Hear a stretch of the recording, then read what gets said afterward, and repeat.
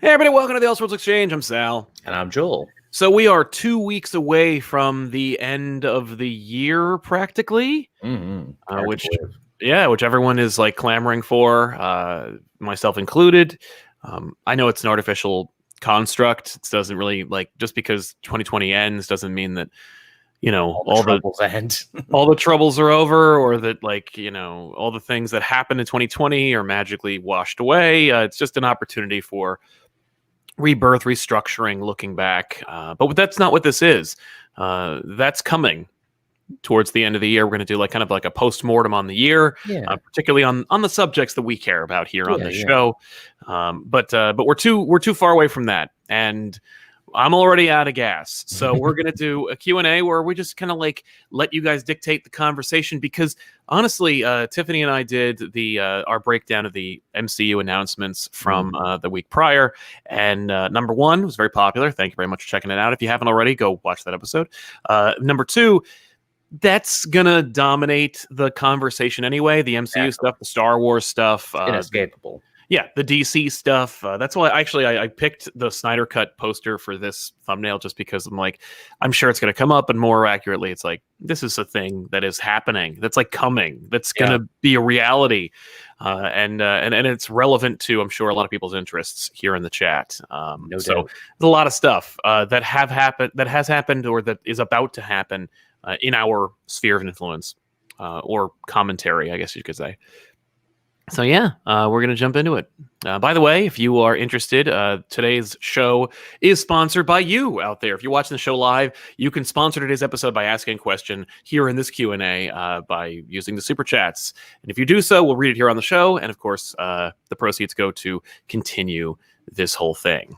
Somebody asked if there's a back issues tomorrow, and I will say we haven't missed a week in 6 years. So yes.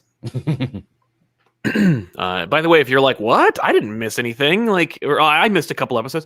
That was on you. You got to go back, watch more. There's a whole playlist. Check it out. Psycho Red says, I'm going to be interviewing Jason Inman. Any tips for a beginning interviewer? Well, great get, by the way. Inman's a fun guest.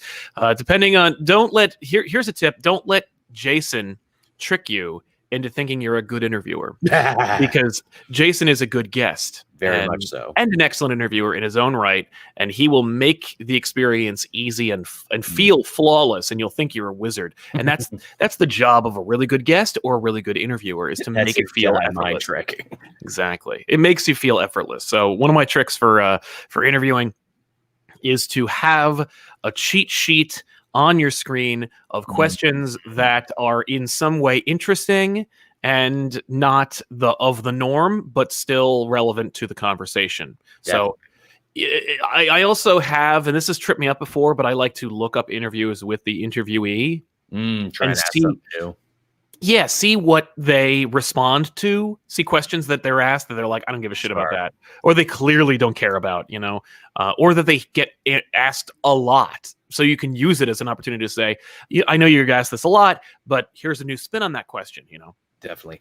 So. Notes are great too, because it makes sure that there's no dead air in an interview, which is one of the most annoying. And when you're conducting an interview, it's one of the most horrible feelings in the world. Dead air, you feel like you're failing. So yeah, keeping notes is definitely great. And just, personalize it for the person you're talking to. Hey, I saw on your social media feed that blank, and then, they can talk about blank. Yeah. What you really ought to do is, unfortunately, Hot Ones has, that show where First We Feast, or whatever the hell it's called. But it's the show where the dude interviews people while eating hot wings. He is a terrible interviewer, but he does ask really good questions. Yes, he does. And so the takeaway from that is, maybe watch an episode or a half an episode and go okay, Sal said he's a terrible interviewer. Why is he terrible at this job? But why are the questions so good? And then come up with a way of going, how would I ask that question?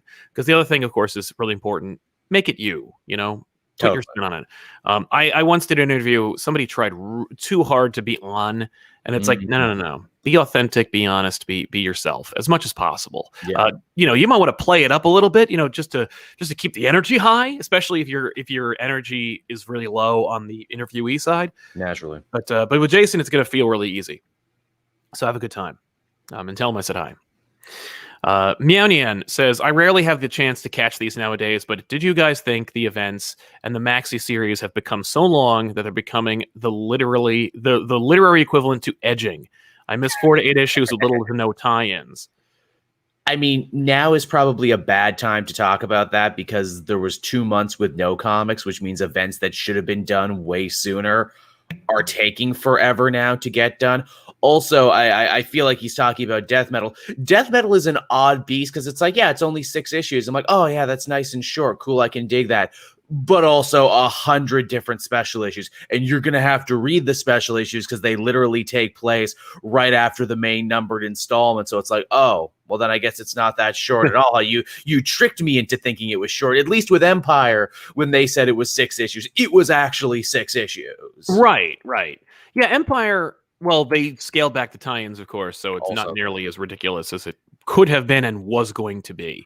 And X of Swords was purposely long. They're like, no, it's gonna be 22 issues. That's by design. Yeah, but at least they promised it was gonna, like, they didn't bullshit you. It wasn't like, here's an event, and then you find out, like, every event up until like 2012 had been here's an event. Good luck. There's no real roadmap. No. But now it's kind of like this is the checklist. This is what you're going to want.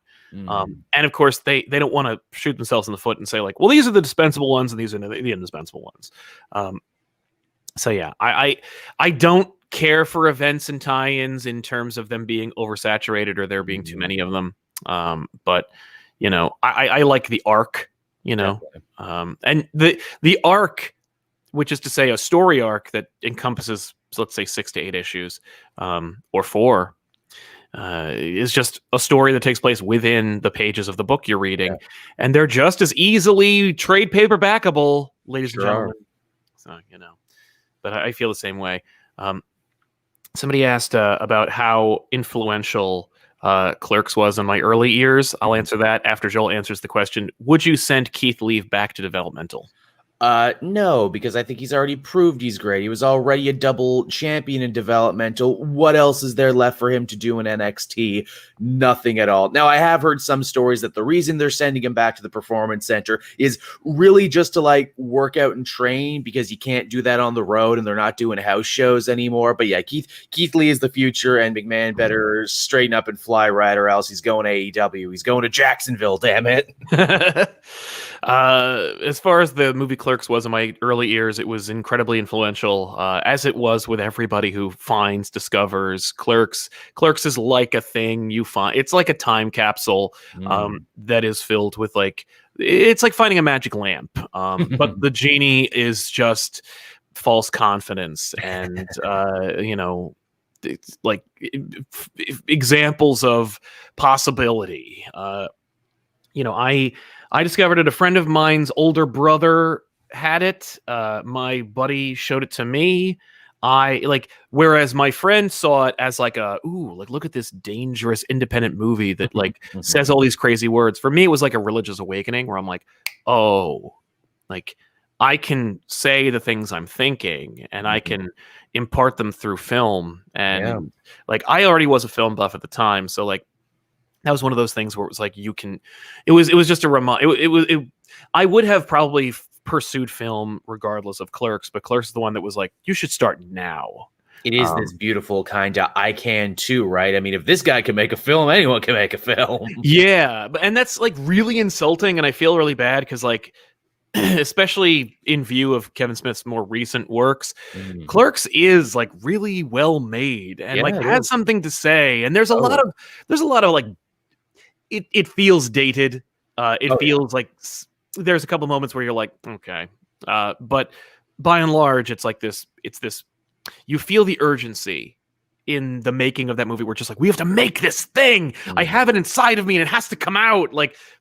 That's really cool. And that passion inspired me and got me passionate about like the arts and the things that I wanted to say and the stories I wanted to tell. And It's enthusiasm is infectious is the thing. Like you can't walk away from that movie and be like, yo, film, anyone can tell their story and it can be raw and authentic and real and everything else. Right. So there you go.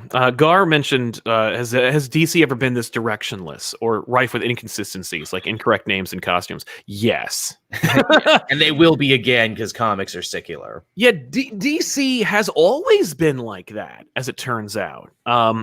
There is a quote, which I will use in a later episode of Back Issues, from George Perez, in which he describes the difference between Marvel and DC using vehicle analogies.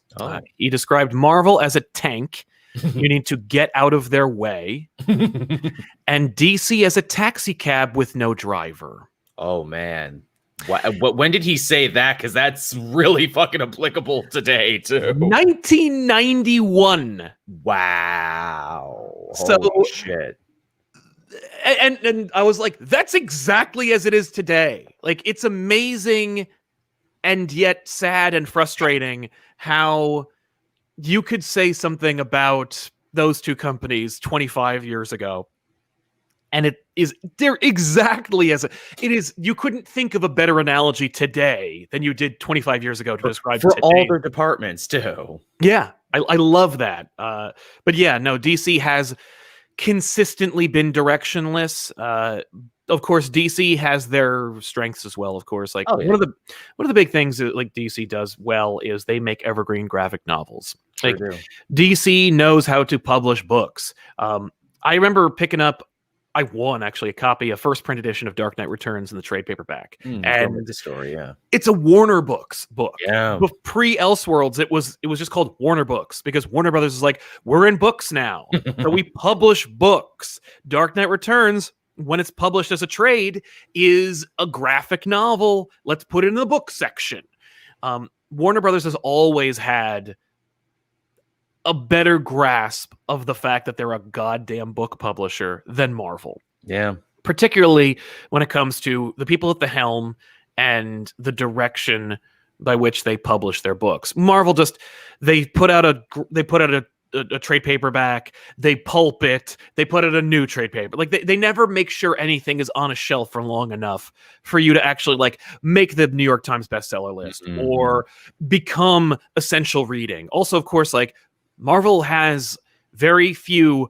That's an essential, not like graphic novel for Marvel. Like Marvels. Yeah, kinda.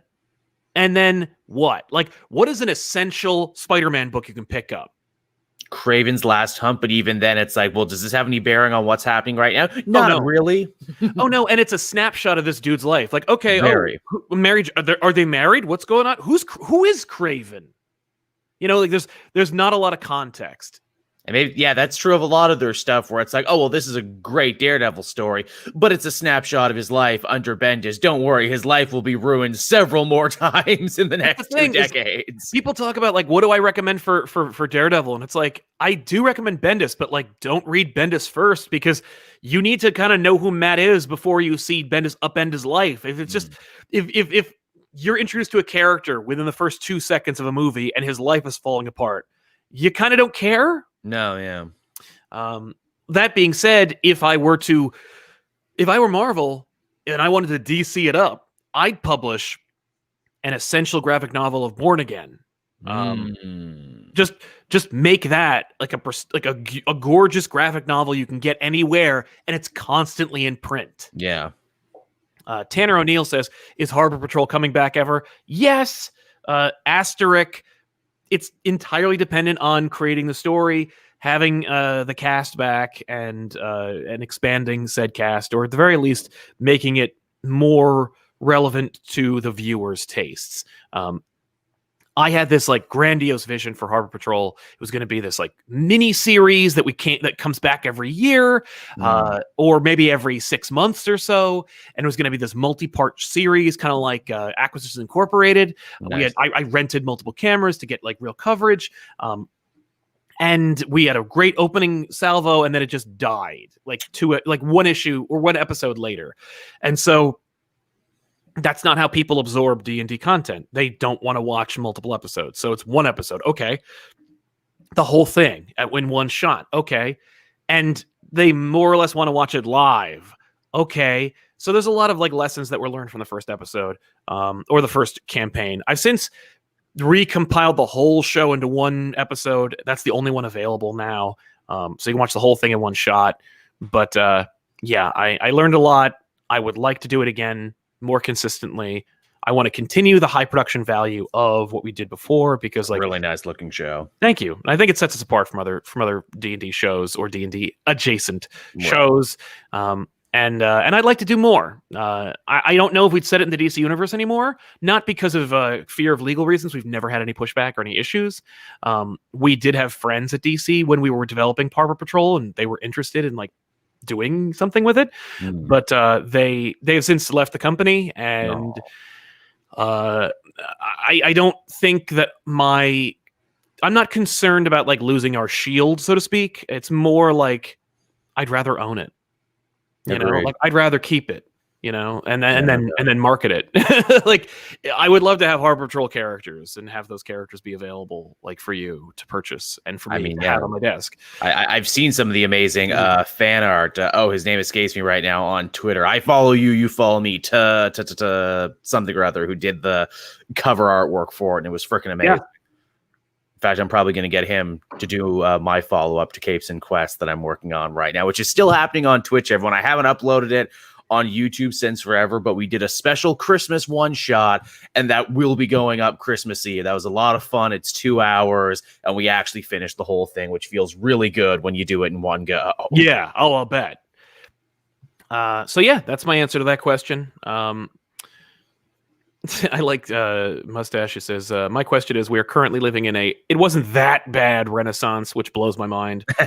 What movie or series is in this Renaissance has surprised you the most? I guess Spider-Man. I've learned amazing Spider-Man particularly. Oh, I didn't even know. I don't think anybody really likes those movies like to the degree that they like the Raimi movies. The Raimi movies went from I remember those Raimi movies coming out and people being like, "Oh, it was so good." They're really dumb though. And then getting older and being like, "Man, Peter Parker's really toxic." And then like in these movies.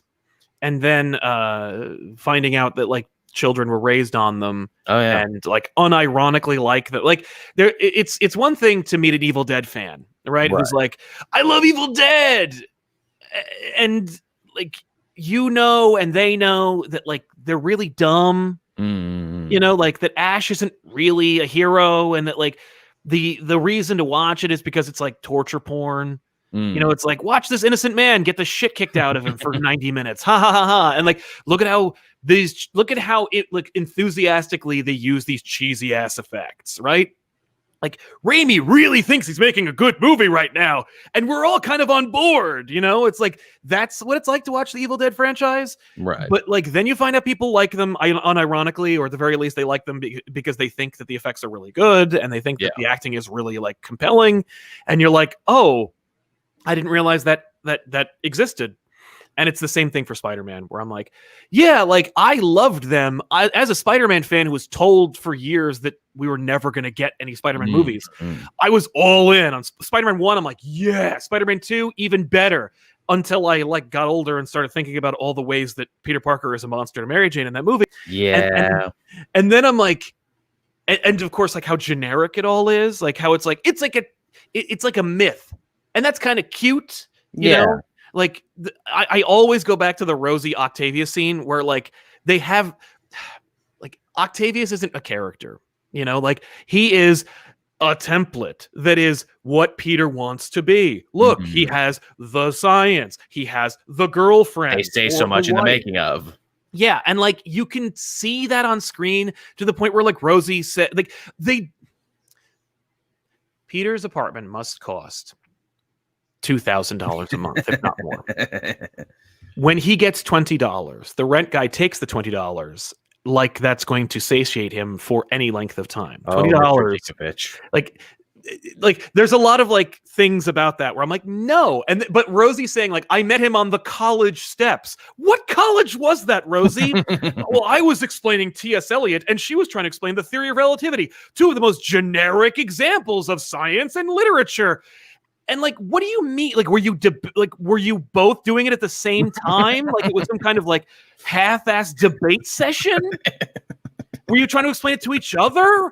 What's the relevancy between those two things? No, like it's just she liked literature, I liked science. We're a wacky couple. Like it's that when you think about it for too long, it just makes my head hurt. Yeah, but I appreciate it. The things sweet. The things I appreciate about those movies, and I don't think it gets ever said that much, is that I like that Raimi basically ignored the last 30 years of development in Spider Comics and was like, no, we're going back to the weird 60s. We're doing that again is what we're doing. No symbiotes, no clones, no other bullshit developments. We're just going back and doing the thing. Well, that's all anybody wanted, and that's that's what you needed to do. If you wanted to make a Spider-Man movie, you had to go like, no. Literally, we're going to take the Ditko era. But we're going to replace Gwen with Mary Jane because it's less complicated. Yeah. And if you read any Spider-Man script pre that, it's all Mary Jane because nobody wants to do the Gwen thing. They want the iconography of the bridge and the girl in distress and Goblin, but they don't want to do the complicated mess of Gwen dying until they did. And guess what? It was a complicated mess.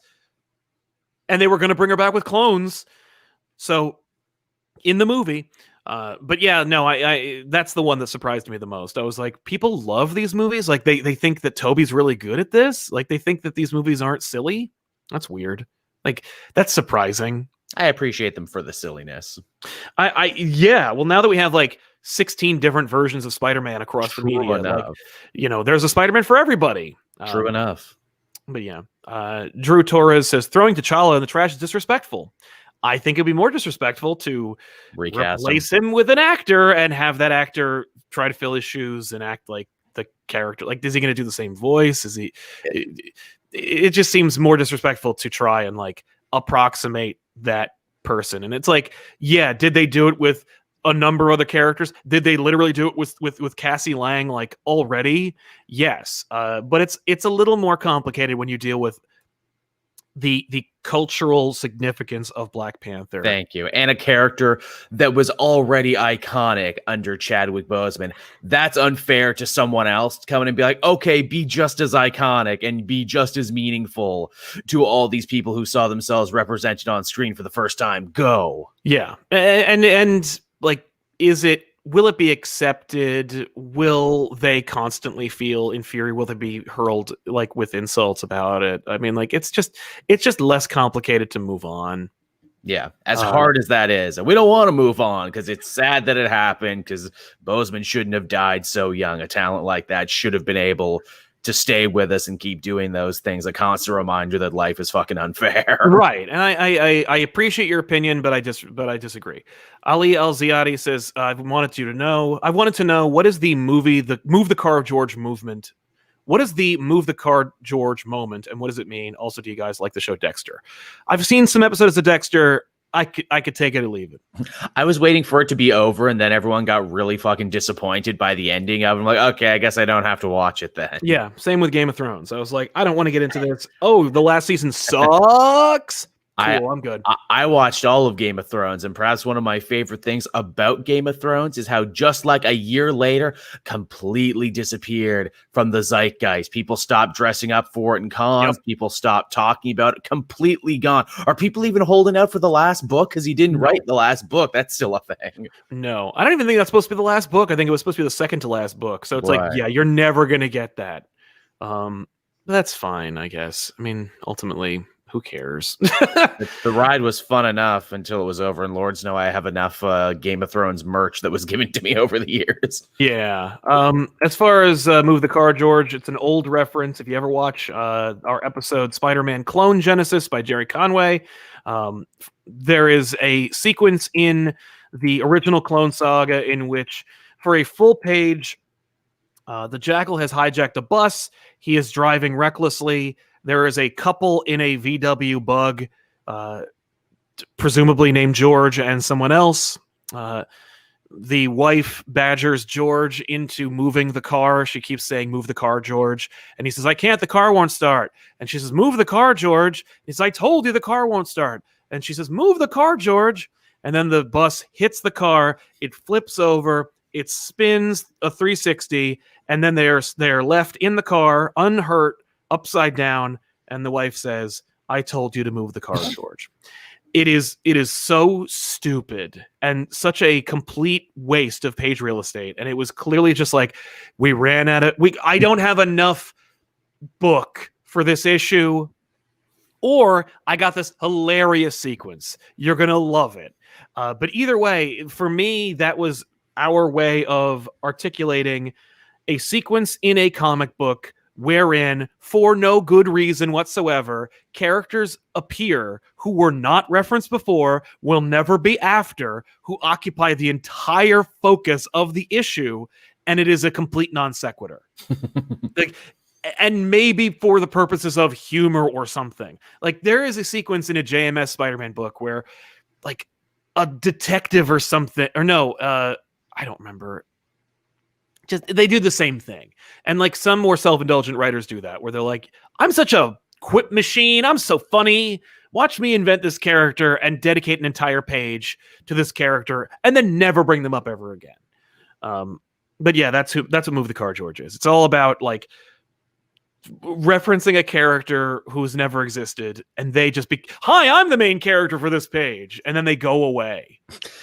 Someone in the chat saying they always thought the "Move the Car, George" moment was a reference to Seinfeld, where George was fighting for his parking spot. His pretzels are making me thirsty. No, no. Although that's funny. But yeah, somebody actually made an Urban Dictionary post regarding "Move the Car." I saw that. Let me read it. This phrase can be related to comics, TVs, and movies, or any story where the perspective shifts completely for a few moments to a superfluous character being interjected into the middle of the story and having literally no significance, nor bring any intrinsic value to the plot whatsoever. The said character or event pertaining to them will never come up again. That's a pretty good definition. It's friggin' amazing. Thank you. Another click upvote for you, and I'm going to post it in the chat right now. Here you go. Nice. But yeah, so that's Move the Car. Rusky 910, do you think WandaVision will bring in Speed, or we can have Hulkling with Secret Invasion? Also, who is making the creative decisions for Spider-Man 3? I don't know, man. I mean, like, right? I don't know. It feels like anything could happen in WandaVision right now, because it feels like this really is an outside the box big brain concept they're playing with, and they're already bringing in Spectrum, and as we've seen, they're bringing in lots of characters in a lot of these other new shows and projects. So yeah, maybe Hulkling and Wiccan are the post-credit, or maybe Mephisto is the post-credit. I've heard a lot of theory going around there that Mephisto might actually be the secret villain for this. Yeah, and I don't know who makes the creative decisions for Spider-Man 3. I assume that Marvel Studios decided what happens in the movie. Sony funded it, and Marvel produced it. But like, I feel like now, after the new negotiation, it's 50-50.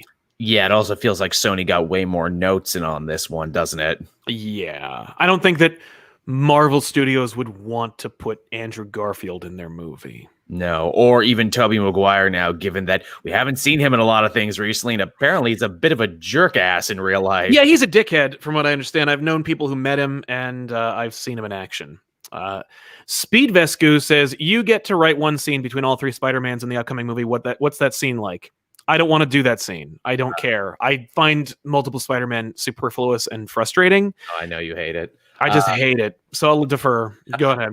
I have a pitch. They all whip out their wrists, and they all have their web shooters except for Tobey Maguire. It's like, what? Yeah, I hope there's a moment where he's like, ew. Yeah, ooh, you shoot that out of your body? Ooh. What do you do? How do you make them? my body makes them. Oh, well, we just built ours because we're smart science guys. Oh, yeah, no, I'm a photographer. Actually, no, that's not true. In Andrew Garfield's case, I stole mine. And it can't be traced back to me somehow. Somehow, some way. And Tom Holland, I built mine because I'm a smart science guy who likes science. Yep. And then a smarter science guy improved them, I guess. Fair enough. Jake Fitch, glad to see you guys live. Merry Christmas. You too, Jake. Thanks a lot. And thanks for your support, man. Really appreciate it. Therio, God of Rage, how do you two, and Sal, if you know Tiffany's thoughts, feel about Donny Cates' Thor and Duggan's Savage Avengers? Tiffany read some of Duggan's Savage Avengers and just fell off, not because she didn't like it, but more just because like she reads a lot of stuff and has a lot of like responsibilities. But it was the first book to fall off. But she does dig Duggan's work. I don't read either of them. And Tiffany appreciates Donny Cates' Thor, but really enjoyed Aaron's Thor, like the King Thor stuff. Yeah. I thought that first arc of Cates' Thor was a bit of a slog with Galactus and the Black Winter and everything. But now that I actually see where the story is going, and Cates is like, no, it's all connected to my whole Thanos wins end of the world thing. And, Thor is a mad king trying to stop the apocalypse. And oh shit, Donald Blake's back. And he's the most dangerous villain Thor has ever seen so far because he knows everything he knows. And he has the power of the world serpent. And he's going to kill all his friends and they won't see it coming. I'm like, all right, this is pretty fucking dope, actually. Yeah. All right, you won me back. Brennan Musha, who puts out better books this year, and why, Marvel or DC? Boom. For me, I don't read a lot of indie. Maybe it is Boom for all I freaking know, but I've certainly read more Marvel comics per capita than I have DC books this year, because the worst thing you can say about DC this year is that they were easy to ignore. You didn't have to read a lot of them if you didn't want to, and you missed absolutely nothing. And a lot of books I was reading out of commitment. Yep. I mean, I like Daredevil more than anything DC's putting out, so I guess maybe technically Marvel, but it's 6-1. You know what I mean? Like Daredevil Joker was a better Joker, Three Jokers, best looking book of the year. Yeah. But yeah, no, Boom published stuff like We Only Find Them When They're Dead, Something Stealing Children, Once in Future. These are amazing series that were consistently good, and you should check out.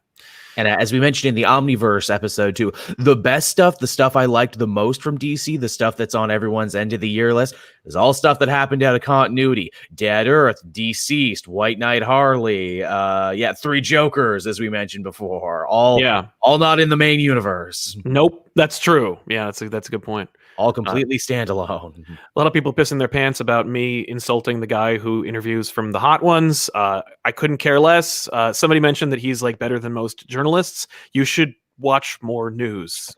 I respect the fact that the dude started on YouTube and now he has a show and a whole empire unto himself. That's pretty fucking cool. That's I'm not American dream right there. Right? I'm not clowning on the guy. I'm just saying he's a lousy interviewer. That's all. Like he asks great questions and he does it terribly. That's all. And they do a lot of research there too. The whole Explain That Graham is a good segment. Yeah, the show is structured well. His questions are phenomenal. The concept gets old real fast, and he can't ask questions well. I will admit I don't watch it as much anymore. It's funny. It's one of those things where it's almost like, man, I like this when this was underground and no one knew about it. Now it's the biggest thing, and now you got movie stars coming on to promote their newest thing. Right. I mean, I don't even know. I never watched it like regularly. I did. Somebody I know would be like, "Hey, check this out." I'm like, "Oh, that's cool." I was there in the beginning. I was there when DJ Khaled couldn't finish his wing.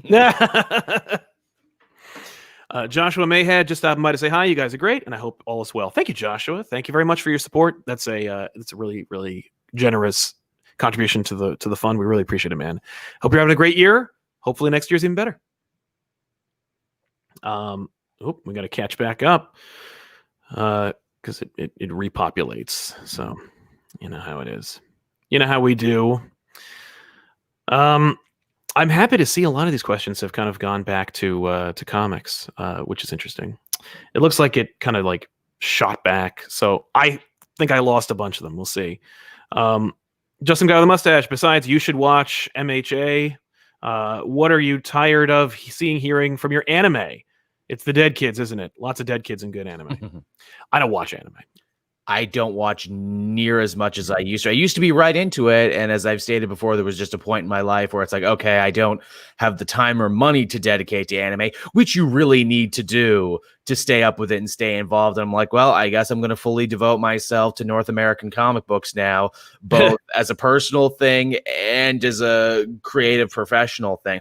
I did watch most of the first season of My Hero Academia. That's the big superhero anime everyone loves and as everyone is trying to get us to watch. Yep. It is cool. There's a lot of very good ideas about it. I still need to watch like the last 3 episodes because it's all like episode-based arcs and everything. Yeah. And I know people are into it and there's good ideas, but again, I just don't have the time. That's a completely valid reason not to be able to watch it. If I could have my own hyperbolic time chamber, I would catch up on all the books I needed to. I would work out, I would eat right, and I would watch My Hero Academia. Maybe if I go to jail for a couple of years and I have nothing else to do, I'll catch up on anime. I'll be that guy in Cell Block D watching anime. What was it? Alex Calderon. I want to jump into current comics, but I don't know where. If you want to read month to month, again, start with Daredevil #1 and go all the way up to 25. I would check out We Only Find Them When They're Dead, Once in Future, Something's Killing the Children. These are all monthly series. The last 3 will end. Right. Also, Once in Future, you can pick up the first 2 volumes in trade without wasting time. As far as DC goes, Future State is starting, and then after that, we got all these new writers starting in January. So now is actually probably a great time to try and hop on with DC and see if you like it and see what's going on right now. Yeah. You know what I would say? You should go back and read the Hellblazer series from Cy Spurrier. Then you'll be sad it's canceled.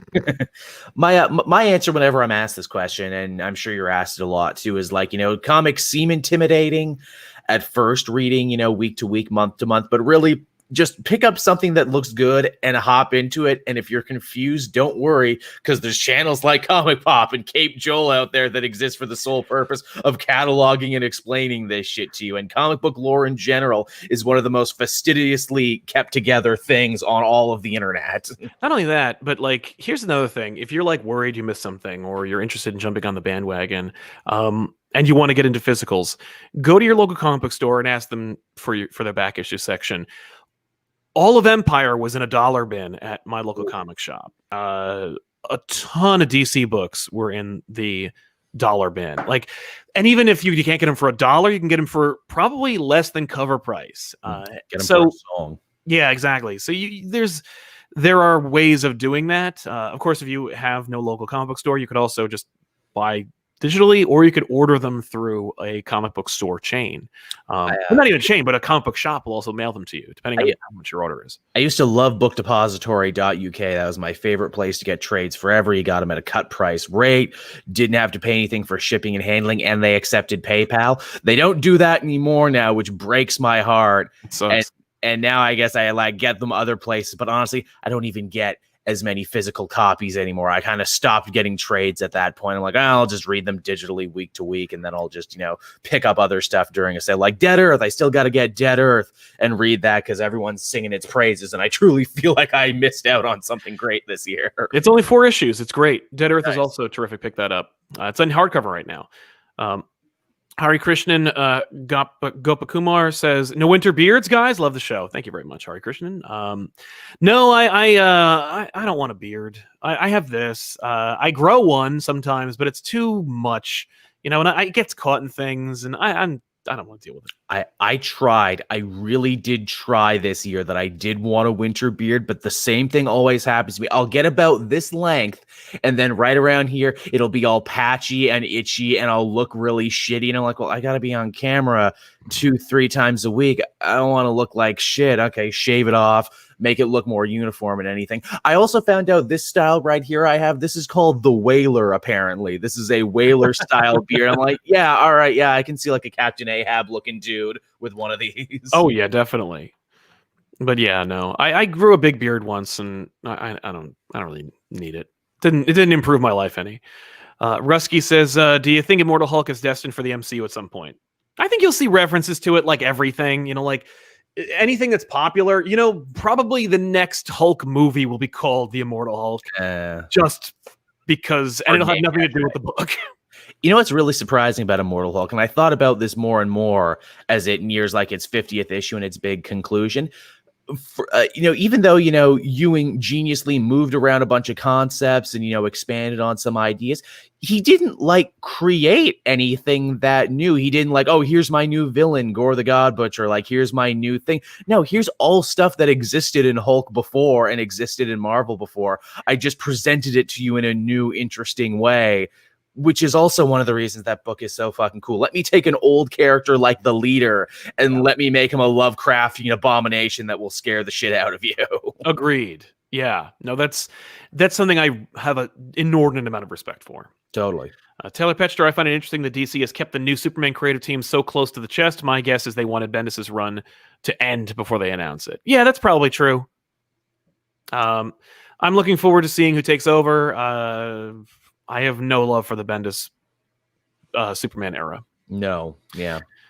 Chase Wellings, where do you think the Alien show will fit in the timeline, given Noah Hawley / Disney mentioned it would not be too far in the future? Oh, yeah. Probably during the Prometheus era. I have no interest in an Alien series that's going to be on Earth at all. At all. Heard too many times. So. Yeah, it's too much. Like, I don't like the Prometheus movies. Covenant was worse somehow. And I don't have any interest in seeing aliens on Earth. End of story. I don't care if people are gonna be like, "You're an idiot because Noah Hawley is the person I jerk off to all the time," and it's like, good for you. I understand he's a good artist. I recognize his craft. Legion is a great show. I'm not interested in the conceit of the show. It doesn't matter if Jesus Christ came down from heaven and made a show. I don't want to watch it. I'll give it a shot. Kevin Kruger, would you want to watch a Sergeant Rock movie? That'd be cool. Why not? I would. Is there a place for a Sergeant Rock movie nowadays? Maybe. Yeah. I mean, like, if they could do Captain America as kind of that, like, bright, colorful send up to, like, World War II serials and everything, I think you could do the same thing with Sergeant Rock. In fact, make it an even bigger movie. So, like, Sergeant Rock meets Gravedigger and meets the Blackhawks and meets all these other, like, World War II adjacent characters. Right. The War Wheels. Get the War Wheels in there. Yeah, there you go. Young Goku over 9,000 says, "Hey guys, random, but I just got a software engineering position since I'm losing my job in May.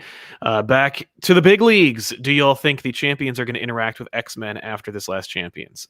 First of all, congratulations. Yeah, big ups. Yeah, that's awesome, man.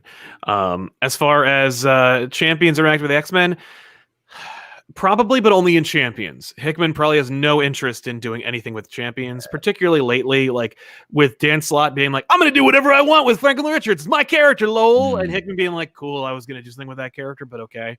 I'm sure Hickman's like, "I don't want to do any more interaction with any more goddamn people. No more crossovers. Leave me alone." I did love the end of that last Champion issue, though, where they're like, "Oh, we're on the run. The government's after us. Who's going to save us?" Freaking Cyclops comes in, once a champion, always a champion. And I'm like, oh, cool. They remember that his memories fused and he actually does remember everything that happened when he was young. Yeah. And time traveling. That's so fucking dope. And yeah, Champions, refugees of Krakoa. What if they started running their operation out of Krakoa? They just give them like their own little peninsula. Yeah, it's Champions Island, close to Krakoa, You can stay on Araco or whatever. Just watch out for those crazy monsters. Watch out for what is it? Those guys who steal DNA. Yeah, watch out for Sinister. You could do that. Radical Radish. No, I'm sorry. Andrew Sweet just got COVID. Ugh, I'm sorry, man. I hope your symptoms are mild and your recovery is quick. Totally. Watching old back issues to help. So I want to give back for having great content to help me through this stressful time. Thank you very much, Andrew. Really appreciate it. Just watching is enough. We really, really appreciate you doing it, man. But yeah, stay well, or at least be as well as you can, and don't take any unnecessary risks. And hopefully your recovery is quick. Radical Radish. In my opinion, 2020 has been a good year for ComicPOP content-wise. Has the channel growth reflected that on your end, or am I just being a blind fan? A little bit of column A, a little bit of column B. Like, we would not have gotten as much access to some notable creators were it not for their open schedules as a result of the year. So on that, we have a feather in our cap. On the other, we did see an uptick a little bit, but we've had dips and dives. It has not been an unprecedented year. We've had better years before. We do have growth. Like, we're getting more subscribers than we're losing. The views aren't nearly as big as they had been 5 years ago, of course, like as you imagine. Actually, 3 years ago. I think 2015 to 2018. Higher views. Just because of the nature of YouTube's algorithm and all that. No new comic book movies too, I'm sure, also affected it in its own way. Yeah, no back end support, but we do appreciate it, and I appreciate that. Like, we have gotten new audience members as a result of hopefully our expansion into other avenues, and thanks to our interaction with some of the more like higher profile comic book creatives. And so that's been awesome. It has not been a chore. It has not been in any way a job. It has been nothing but pleasant and wonderful. But this year wasn't any more pleasurable than previous years. It's just kind of like, it was a little different. That's all. Like every year, it's a little different. Something else happened. So yeah, but thank you, man. I appreciate it, Radical Radish. Mustache, I answered your question already. Kill T Storm, so Zack Snyder's getting all excited about a Batman dropping an F-bomb. Is he like a 13-year-old in a Krang bodysuit, or am I missing something? Yes, and he always has been, and I think that's so true. And I stand by what I said on Twitter, because I'm like, oh yeah, I'm glad, Snyder, with all this extra money and extra time he's been given, is really addressing the biggest problems that Justice League movie had. It wasn't 4 hours, and people didn't say fuck enough. I'm glad he's, addressing these problems as only he can, and what he saw to be the true problems in his artistic vision. Yeah, Zack Snyder makes Zack Snyder movies. Sure does. I'm not surprised by anything he says anymore, or anything he's doing with this movie that isn't a movie that's going to digital. Hopefully it will be everything that you want and more. Clear out 4 hours. I read an interesting thing too on the subject of Batman swearing, and that is, Batman swearing doesn't make much character sense when you figure that so much of Batman's journey is about training and self-mastery and self-control and everything else, and really is not dropping an F-bomb the ultimate, like, oh, I lost control, or I was never in control to begin with. Depending. I mean, like, Batman, a stoic character like Batman saying it is kind of like extreme. He is fighting like alien bug monsters. The thing he wants is for us to talk about it, which I don't. You know what I mean? Like, Zack Snyder's like, I'm making Batman say the F word. I'm leaking it now so that it doesn't get lost in the ocean of other conversations that will erupt thanks to the movie/series coming out. The timing was a little convenient, was it not? So let's keep the buzz up. I've noticed I haven't seen any hashtags about my Snyder Cut in a while. Let's drop something controversial about that. And it's like, I'm not going to play your game, man. Kevin Myers, in my opinion, reboot MCU Netflix continuity, but keep the actors. Yeah, all but one, I'd be fine with. Yeah, and we all know the one. Lewis Cox. Also, it's basically happening anyway, too. I mean, there's talk that Daredevil will also be one of the million people in Spider-Man 3. There's talk that he might show up in She-Hulk even. And I mean, if Charlie Cox is back, it's only a matter of time before we see the other ones. I hope. The only thing I've always wanted is Vincent D'Onofrio's Kingpin. I'm in that. Charlie Cox is a great Daredevil. I would love to see him return. Everyone from Daredevil, I'm fine with coming back. And all those shows. I like my Jess. Yeah, I want Luke Cage. I want Jessica Jones. I want Punisher. And we'll see. I doubt it. We'll see all of it.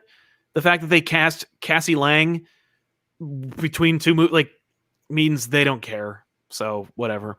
Hey man, growing up is hard. Girls mature faster than boys. Hair colors and face structures. Yeah, they're totally different people a couple years from now. Lewis Cox, amalgamate Thanos, Darkseid, and Apocalypse together to form Dark Thanoside.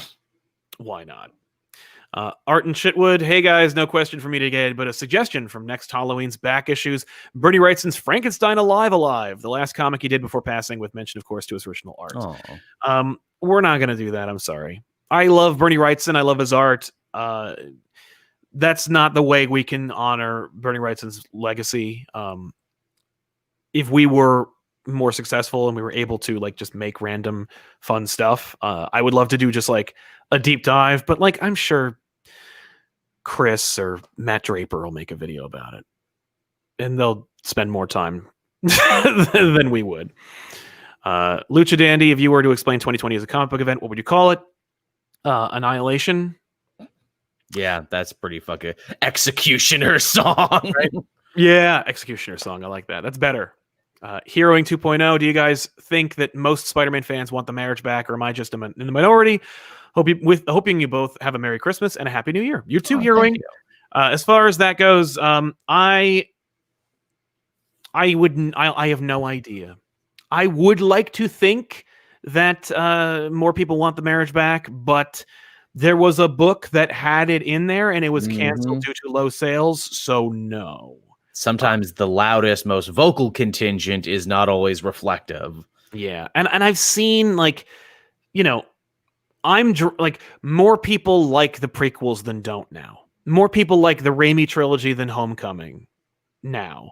More people think Hayden Christensen is a good actor than don't now. More people probably like Prometheus than they like Alien now. So I live in a fucked up, upside down, topsy-turvy reality, so I'm sure that more people prefer a single Spider-Man without any interesting stories, because you know damn well that any of the people who are enjoying Spider-Man now complained about a marriage but never read any of the stories where he was single in the first place, of which there are hundreds. So I think a lot of people are indifferent. I think a lot of people just read Spider-Man and don't care one way or another. But I think people who are passionate do care about the marriage. Right. That's the thing, is it's probably more like they care or don't. I want it or I don't care. Yeah. But yeah, I have given up expecting it. Luke S681, I agree that seeing multiple Peter Parkers is dumb, but I think seeing how different personalities like Miles and Gwen use those powers is really cool. Yeah, I think it works in like the animated movie. I think it works in the comics. I'd rather see Miles interact with Spider-Gwen than I'd see Peter interact with Spider-Gwen. Yeah, agreed. It's that kind of thing. Spider-Man himself is here. He says, I feel like Marvel should just have Ben Reilly marry a redhead in Vegas so they're opposed to Peter and Mary Jane getting married. Then Ben can retire. That'd be funny, actually. I'd be totally for it. Make that like a 6-issue miniseries. Make a big deal like, we're marrying Spider-Man. We're marrying the clone, actually. Yeah, I feel like I know Ben had a girlfriend who was like a redhead and she like accidentally killed somebody. I think she might be in jail. Her sentence is probably up by now, so maybe she can come back. Vegas wedding, love after lockup. You could call it that. Ben Reilly, love after lockup. There you go. Nick Smith, what do you think of Harleen? Sorry if I'm being a persistent jerk about this, but I'm really curious what you think. It's a beautiful looking book. Cedric did an amazing job with the art on that series. Interesting stuff. I loved the printing and the art. The writing was fine. I thought it was good, but I'll have to read it again. I was more like Tiffany, who really enjoyed the series. She was hoping it was going to harbinge a Isley series, which would have been, I think, more visually stunning. I kept meaning to read it, but it just came out in that terrible time frame where it felt like everything coming out from DC was a new Harley book or a new Bat Joker themed Black Label, and so it just kind of fell through the cracks for me. I'm like, maybe I'll pick this up. Yeah, it's definitely good looking. Right? Somebody asked us what our thoughts on the King in Black event were. I think it looks cool. I picked up the first issue. What's funny is I didn't read any Venom leading up to it, and I wasn't lost in any way. I read Absolute Carnage, and then I read this, and it's like there was nothing. Like, I didn't need any context at all. I promise there actually was, as someone who does read Venom week to week, but I will say, yeah, Cates does an excellent job getting you up to speed on the emotional core and Eddie's thematic journey of becoming a father in that first issue and being like, hey, this is what the story is about, everyone. Yeah. Space monster coming to, reap the earth and everything, but it's really about Eddie being a dad, right, trying to make the world a better place. And in fact, even Venom 31, which was the Venom tie-in to King in Black, is even more just getting you up to speed on shit if you didn't read Venom, which is why I actually didn't like that one. I'm like, Donnie, I read that. I know what's going on. Why are you spending a whole issue with him falling and reminding me who Rex Strickland is and all this other stuff? I was there, man. Then I should probably pick that up. Yeah, it's good shit. Rusky says, can we stop making Doc Ock this fallen good guy? He's a prick. Embrace it. Also, M'Baku for Black Panther. I think it was Mr. Sunday who talked about like how we'll probably see like multiple Black Panthers in the Black Panther 2. Like different people will have been or will like it'll be like a whole like who will wield the shield, who will like battle for the cowl, like a Power Rangers game. Yeah, I don't know. I kind of hope they just pick one. My pick, of course, is for Shuri, just to have like an actual Avengers team ready to go. But like, I tossed out and off the rack. I sincerely believe, based on the response to the character and the actor, that they'll go into the realm of the dead and resurrect Killmonger. Oh, that would be crazy, but also pretty fucking cool, though. Yeah, I think that's likely. And so his becomes a story of redemption, because he kind of was. By the time he died, he was kind of on that path, wasn't he? Yeah, more or less. Girk Pectus, did you hear the theory that Thunderbolt Ross is going to create the Thunderbolts in MCU? Did you see Fat Man? Dumb but good Xmas movie specials. No, I didn't see it yet, but I'll have to watch it. I don't really watch a lot of Fat Man on Batman anymore, or Fat Man Beyond. No, he's talking about Fat Man, the Mel Gibson Christmas movie. Oh, no. No, I did not see Fat Man. It looked like a meme. It looked like, hey, here's a trailer. We're going to come out with Mel Gibson as a disgruntled Santa Claus and Walton Goggins, an assassin paid by a spoiled rich kid to go and kill him. Like, okay, that's half a concept, but I don't know if that's good enough to make me want to watch a Mel Gibson movie in 2020. Right. But I would be down for a Thunderbolts movie. That sounds fun. I mean, that's been the rumor and the theory forever that Thunderbolt Ross in the movie will create the Thunderbolts team. In fact, with Baron Zemo seemingly out of jail in the Falcon and Winter Soldier show, my theory has been forever, oh, well, Ross got him out. That's the point. Yeah, right, exactly. Ruben Gonzalez, DC Future State looks awesome. I know it's a short-term change, but as long as we no longer have Tempest Fugonaut around or Perpetua, keep it up, guys. I think we're going to see Tempest a lot longer than we're going to see Perpetua. Those books are selling. I know. But yeah, Future State looks interesting, and like most of them are going to be 2 to 4 issues, so like it's not much of a investment, you know. And also catch the fever now on a lot of these books because the creative teams are continuing after January. So yeah, that's true. Just some guy with a mustache with Sinestro Corps, Sinestro, Annihilation, Nova, Cook, Catwoman, Extremis, Iron Man, etc. What were your favorite times? Stop drilling, you hit oil was broken. Yeah, right. Yeah, those are all really good examples. Yeah, I don't know. I mean, Civil War, like, I don't really necessarily like the story, but, like, it did its job, and it set the Marvel Universe on an interesting direction, and doing another one was a horrible idea. That was more like they didn't exploit the concept, because then it, like, spun into the Initiative and everything. Like, that was a very successful execution, and I don't know if it can be rivaled. Yeah, I don't know. It's funny. Fractions Iron Man, I think, is probably the most I've ever enjoyed a solo Iron Man book, and I don't think it's ever been as good after that. In fact, they literally took so much from that and made that first Iron Man movie with like direct quotes from Fractions run. Ugh. Yeah, I don't know, man. Those are all great examples. You had Annihilation was my example, because it's like stop annihilating Annihilation. Although Conquest was cool. Jamie Corso, hey, can I send you my hero novel? Maybe get a review. You can send it, but I will not review it. It's just a policy we have. We don't review self-published works, because then otherwise, how do we prioritize? How do we determine what is, worthy? If you're asking me for help, you need more help than you think, because I have my own self-published works, and if I'm not self-promoting myself on my channel, I'm certainly not going to self-promote other people. Also, legal reasons too, and everything. Yeah. It's more just like I can't help you, and it would only hurt me. Like, the views would be very bad. You'd be embarrassed because the views are so bad. There's no point. Like, and it wouldn't help you. We would not help you. And I'm saying that not just to you, Jamie, but also to everybody who wants to send me things, because we've gotten a lot of like emails over the last month of people being like, I have this book, please review it. And I'm like, no. I will say this though, Jamie. Here's some advice for everybody out there who has self-published work and they want to get their name out there. My advice to you would be, first of all, let's presuppose that it's good.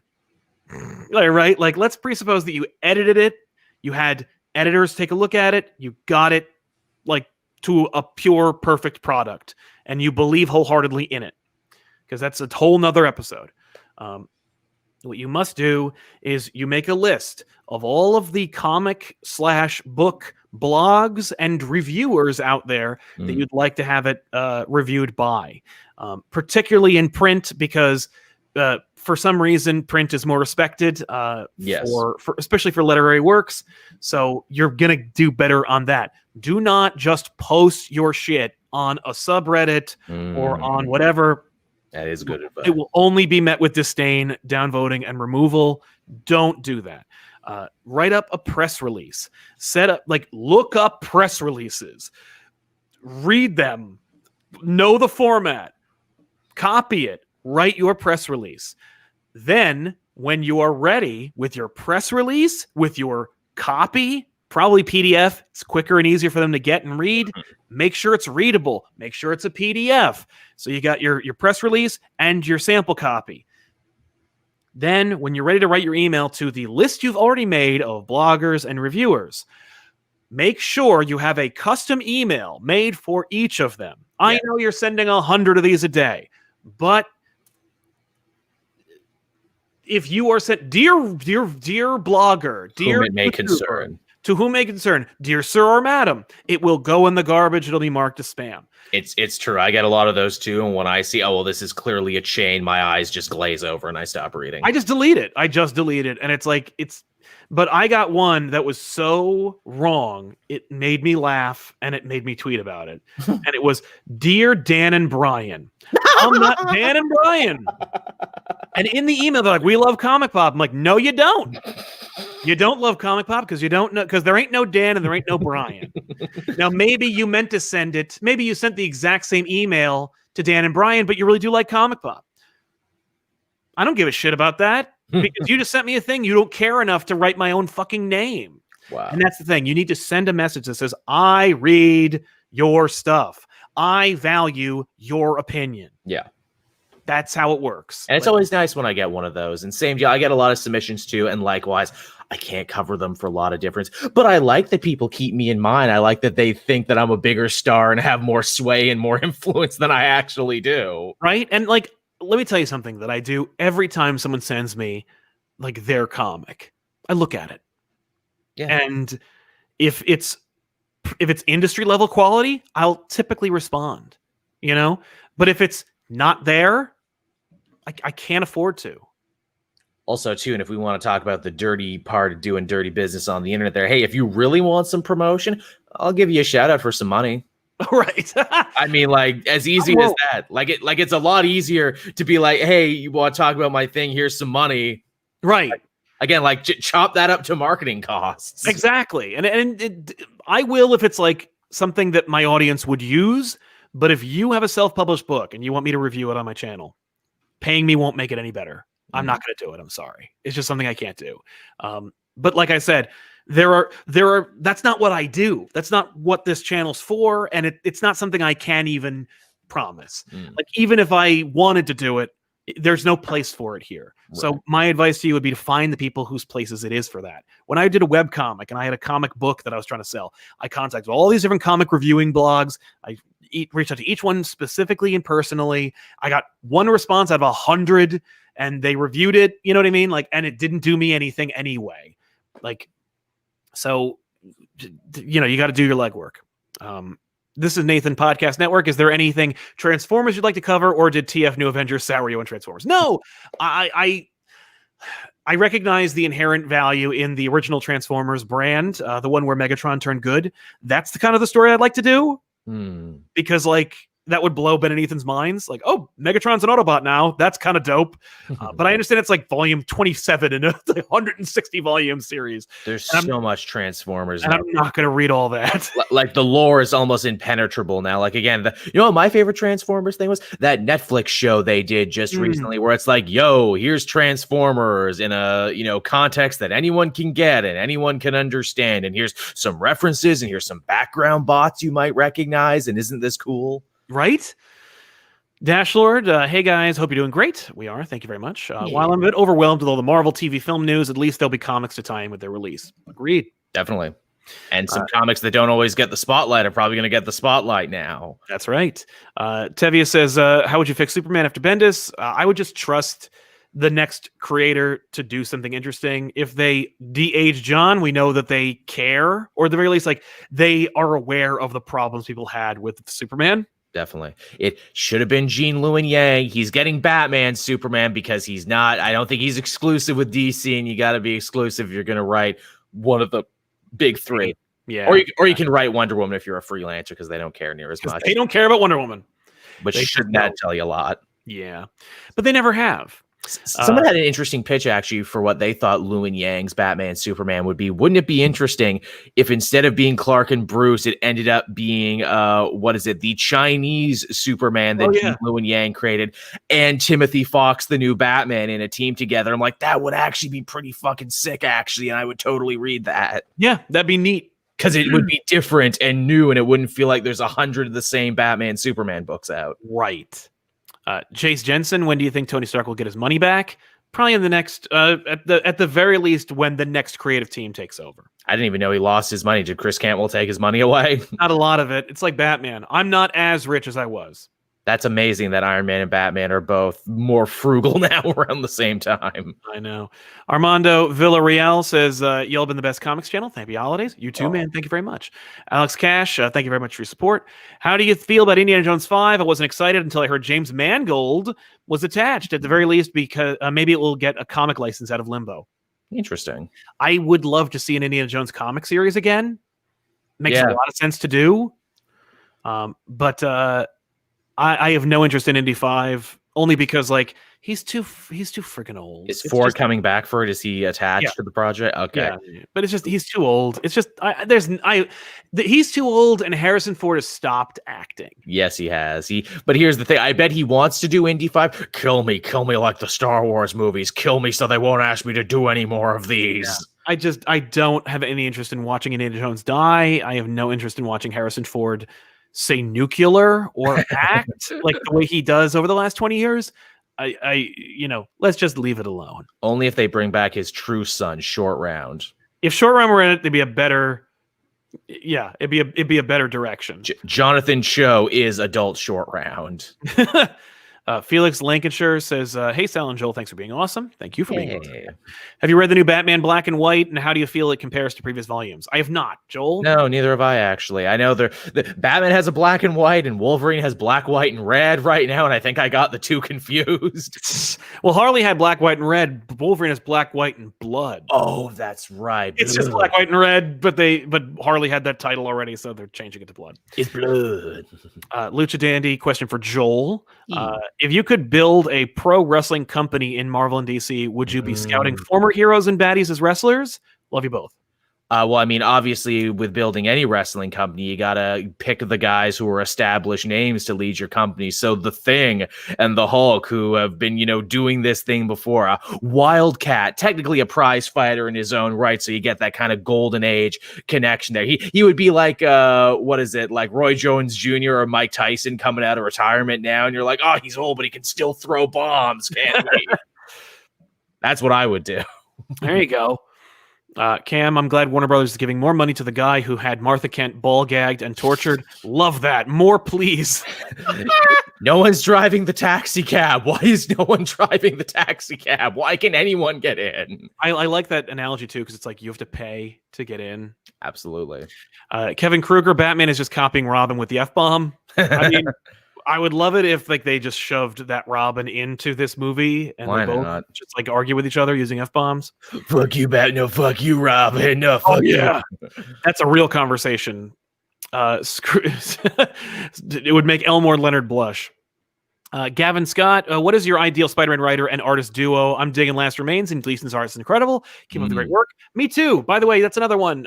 If you want to check out Spider-Man, Last Remains, Yeah. Just that 5-part story, like just start at part 1, and that's where to pick up Spider-Man. Though Skip it's everything else. Though perhaps it's a little worrisome if you've never read a Spider-Man comic before, because it's literally one of the most self-referential Spider-Man stories that I've ever read. And also, every issue reads in about 5 minutes. Yes, it does. It's incredibly what's up with that? How some comics are 22 pages but feel shorter and some feel longer. Decompression. Gotta get between $4 and $6 from you. True enough. I only have one trade worth of story. and a sub series too on top, which I haven't been reading the sub series, but I feel like I need to start because it's actually all dovetailing back together. Yeah, I'm reading it. It's pretty lame. Oh, is it? Is it just because Morlun is in it and Spider Island? He was only in it for a second. He was only in it for a second. He didn't really do anything. Did they explain how he came back at least? No. But I thought he was there, and then he gets blown away by Sin Eater. That's it. I thought he was in the nuclear world that the Web Warrior sent him and his family to. Remember the nuclear world? I mean, I do, unfortunately. But yeah, as far as ideal Spider-Man writers and artists, I mean, it's got to be Bendis and Bagley, right? That's for me. Solid. That's unbelievable. Like, it's just and such a solid like direction. I loved Ultimate Spider-Man. Jack O'Connell, hi guys, hope you're well. We are, thank you very much. Hey. I don't understand why people think the F word is special or something. In Ireland, the F word's basically like a filler word. I know. It is in my vocabulary too. For real. And I mean, over there in Ireland and everything, you guys have way more colorful 4-letter words that you could not say here that would get you in England. The C word is very ubiquitous and super popular. Not okay. You'd make a woman faint by saying the C word. You guys love the C word over there. You guys are saying it like it's going out of style, like someone's going to take it away from you. Yeah. But yeah, I don't get it. It's just dumb. For a world where we're living in where shit can be said on like network TV now, it is like drop it. Yeah, few words have any bite or any venom left in them anymore, except for the C word, but only in North America. Right, exactly.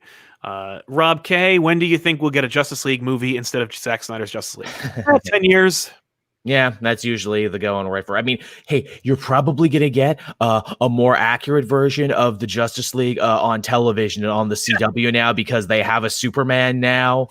Yes. And I'm assuming if that Superman show does good and the Batwoman show, because they had to replace the actress halfway, and if they just say, fuck it, let's just do a Batman show now. Right? Yeah. Like, also, we're closer to that. Someone asked about the costume, the new costume that he has. I dug it. Yeah, looks nice. It looks very, early DC Rebirth, doesn't it? Yes. Tyler Lucas, hey, completely unrelated, but Joel, where can I go to watch the rest of Capes and Quests? Well, thank you for asking, and thank you for being a fan. I have, again, obviously you can watch it live. Every other Thursday, we stream at 10. And if you're a patron, I upload those right away to Patreon. So that's where the bulk of all the new episodes are. The Christmas special is coming out Christmas Eve. And I kept meaning to start back up again. I think episode 15, The Iron Golem, is the last new episode I uploaded. There's a bunch more that are done. I just need to edit them and upload them. And editing and uploading them is actually a pain in the ass because I'm working with so much footage and so much time. You see, Sal knows what's up. He did a tabletop show too. I'm maybe going to start again in the new year. Let that be my resolution and we can start again. We're also very, very close to finishing chapter 2 of Capes and Quests, and then we're probably going to do something different. I'll have to talk to the guys if they want to keep going. Honestly, I would like to do a supervillain RPG next because Capes and Quests became a story of fucked up anti-villains and anti-heroes anyway. I'm like, screw it, let's just keep going with this. Put some costumes on. Right? That'd be a lot of fun. Yeah. Jonathan Cho says, hey, Joel, it's your annoying Vancouver. Finn Jones needs a chance. And do you guys think the release of Snyder's Justice League will lead to bad things? No. I mean, no.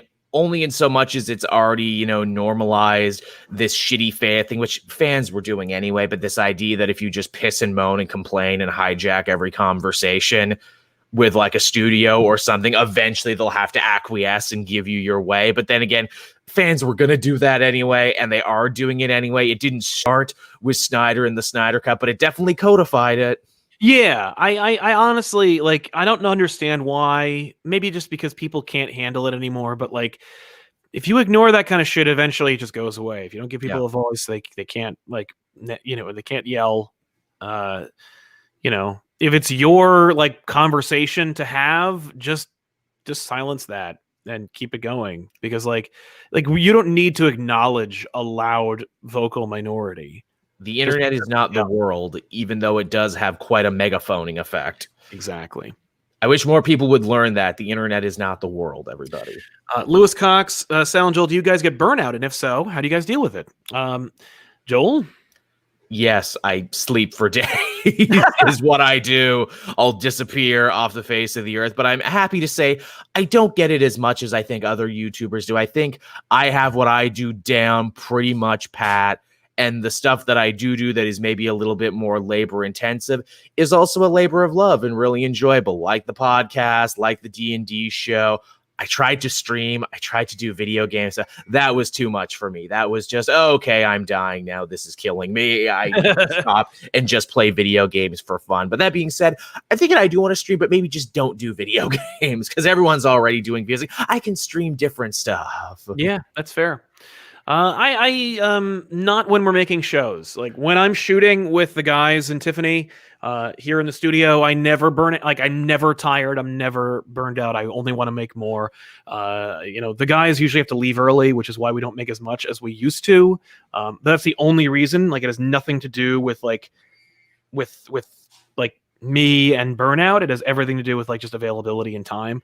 The only time I ever feel like I have burnout is when I get like an exhaustible amount of bullshit online. And even then, like it's only fleeting. And it's just like, it's usually when it's like either a misunderstanding or it's like a really, really toxic or bullshit opinion that is like, that's echoed at me. Then I'm like, ugh, like shut up. But then I just don't do, like, I guess I'm just, because I'm old enough, I just don't acknowledge it. Like I just go, okay, which is what you got to do. And I wish more YouTubers would learn that. It's like, you don't have to interact with any of these people if you want. Yeah. And like when it comes to comics, like, no, people are like, people have wanted to shut me up for years, being like, look at him getting burnout. Look at him getting sick of comics. I'd say the same thing about death metal today as I would 10 years ago.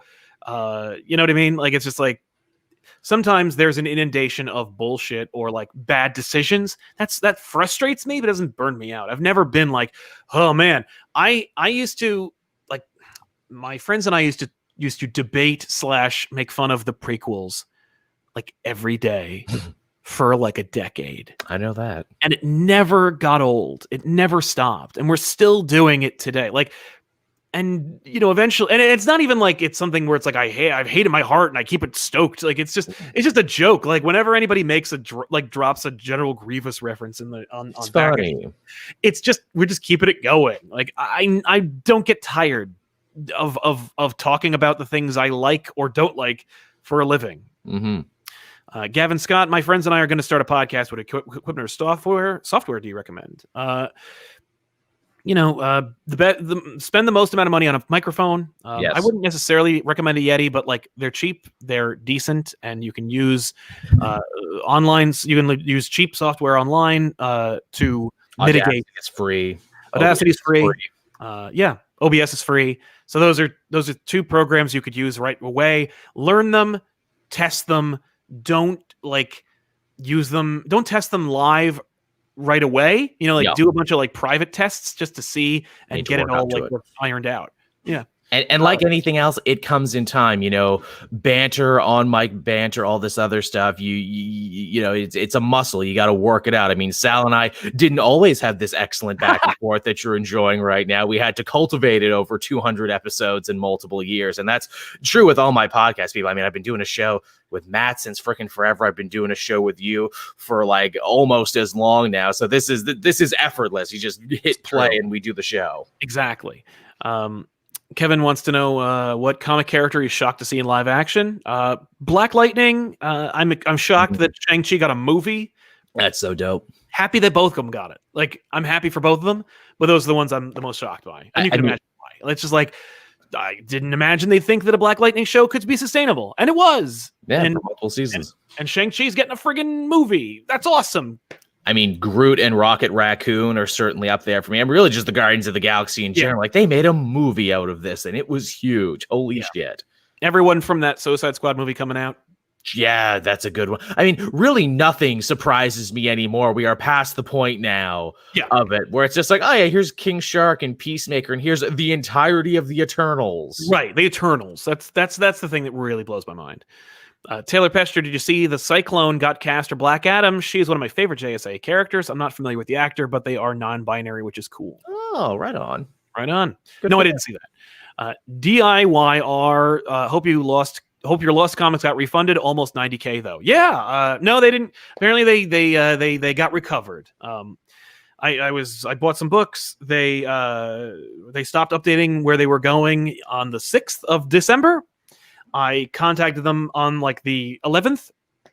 I contacted the shipper and the shipping group. Shipping group's like, they're lost. They're gone. Like, they're gone.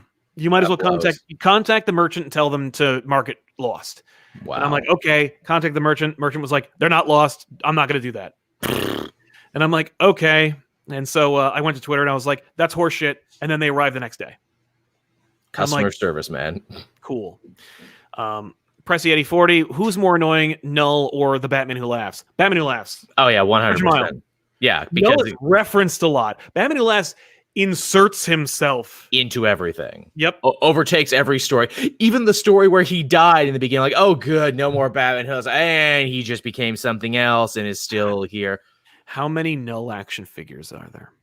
A lot, I'm sure. Oh, none actually. I'm pretty sure. I don't think they've made a Null yet. There are 2 Batman Who Laughs action figures. That should tell you everything you need to know right there. And Null, again, sticking to their guns about doing the whole Lovecraftian horror thing. No, you don't see Cthulhu. Cthulhu exists in the void, in the darkness of space. You hear him. He works through people. And only when he shows up is it a big deal. Yeah.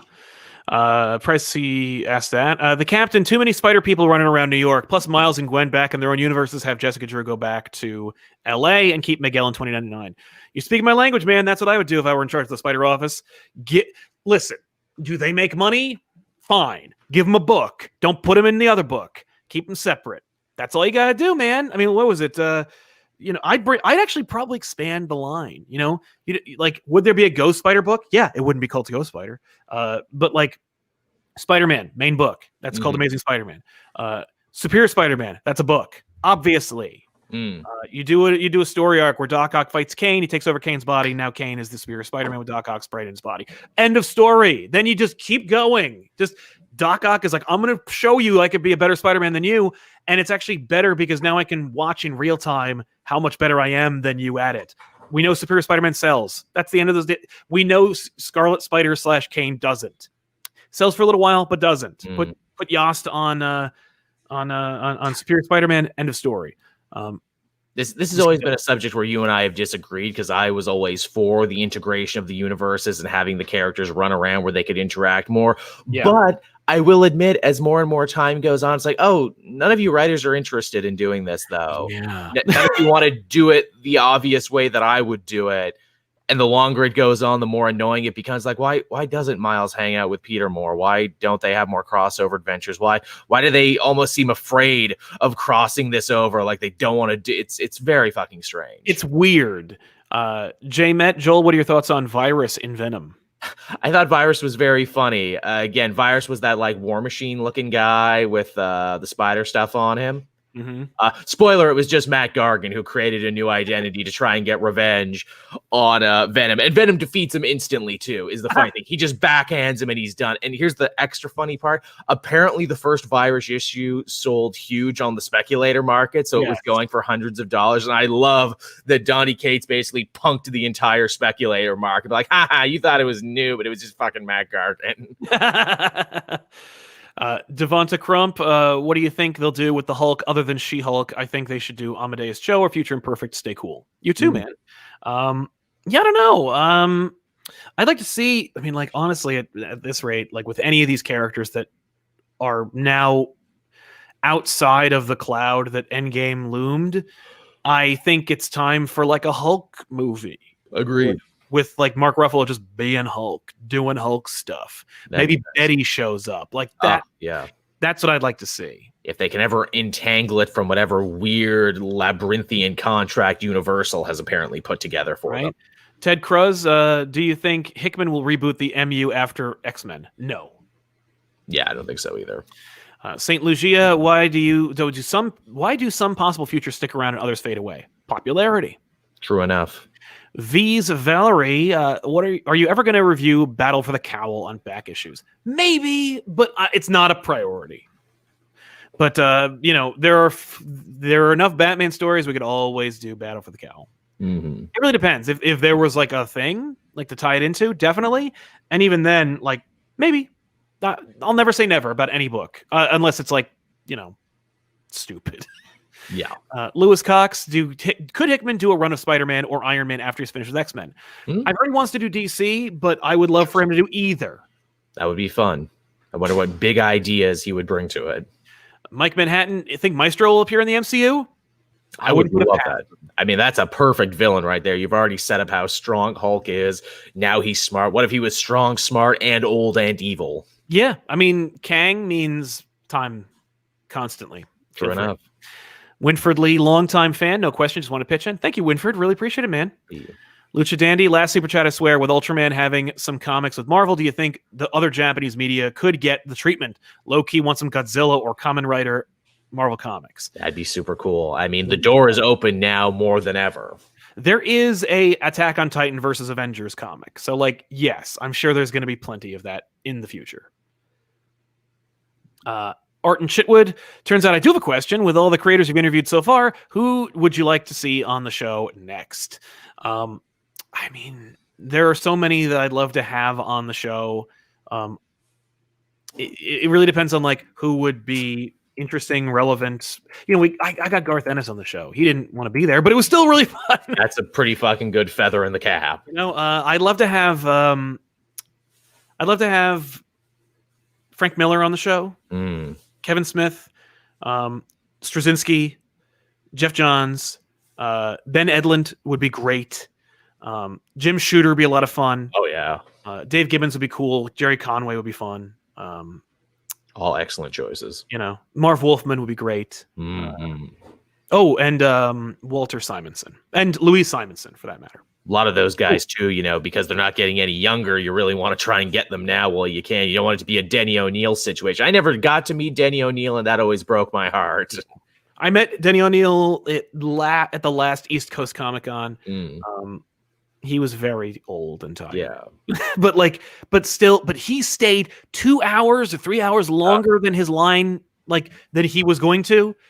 He was incredible. I always wanted to tell him, hey man, you wrote the stuff you wrote about Batman is the stuff that I still take as gospel truth to this day. And Batman wouldn't have been as cool without you and the stuff you create. You create stuff people forgot you created. Right. Tomas would be cool too. And just as a feather, I would like Kelly Thompson to come on the show and talk to me for an hour. Kelly, balls in your court. Where was I? There we go. Raj Patel, what point do you decide this book isn't for me? For me, it really comes... I want to say it's issue 2, but I know it's issue 1. It's a lot of those. Where I just read it and I'm like, oh no. Sometimes, at the insistence of a personality that I really respect or listen to, I'll give it another shot. Sometimes it's time. Sometimes something that wasn't for me, I'll give another shot just because time has passed and I want to give that another go. And I have rediscovered books as a result. I did not like Marvels when it first came out, and I did like Marvels as a right. That's a really good system. Sometimes I know right away too. Other times, because I cover so many books for the channel, I have a system. I'll put my little folders there for my video projects I need to do, and I can't do everything in a week. So sometimes something gets bumped, then it gets bumped again, and after several bumpings, I'm like, okay, I guess I wasn't as interested in that as I thought. If I keep bumping it, that's how I tell. Yeah. Somebody mentioned, does internet sensation Rich Evans even read comics? Rich Evans used to read comics, doesn't much anymore, and he'd be a welcome guest on this show. What was it? Cam, they should just turn Spider-Man into an ongoing series. At this point, I'm shocked they didn't. Same. It was Spider-Man 2 so poorly received. They're like, well, now you've poisoned the brand. Now people don't want that. I think so. Because, I mean, people forget how badly Spider-Man 2 really shit the bed. Spider-Man 1 was actually like a lot of fun and really cool. Right?